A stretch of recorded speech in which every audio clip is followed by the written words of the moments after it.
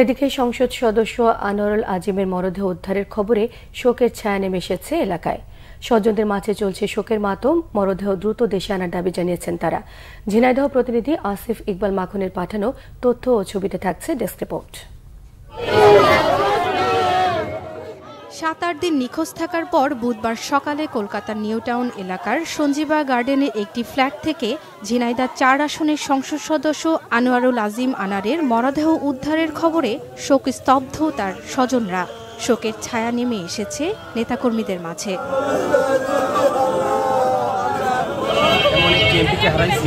যে এমপি আসলে সর্বদা সব কাজে নিয়োজিত, তার কোনো দিন ছিল না, রাত ছিল না, এমন এমপিকে আমরা হারাইছি। আসলে এরকম এমপি আর আমরা পাবো না। আমরা তার জানাজার নামাজে অংশগ্রহণ করবো, এটা ভাবতে বুকের মধ্যে কেঁপে ওঠে। আসলে আমরা কালীগঞ্জবাসী বঞ্চিত এমন একজন এমপি থেকে।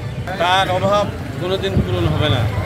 কালীগঞ্জের মানুষ আজকে সব কিছু হারিয়ে ফেলে। রাস্তাঘাটের কথা কইতে হয় না, ওই একভাবে রাস্তাঘাট জিরা ভাঙা খেটে রাস্তায় পাকাকে দিচ্ছে। ও বড় লোকের বাড়িতে আগে গরিব মানুষের আগে ভক্তি করা লাগে।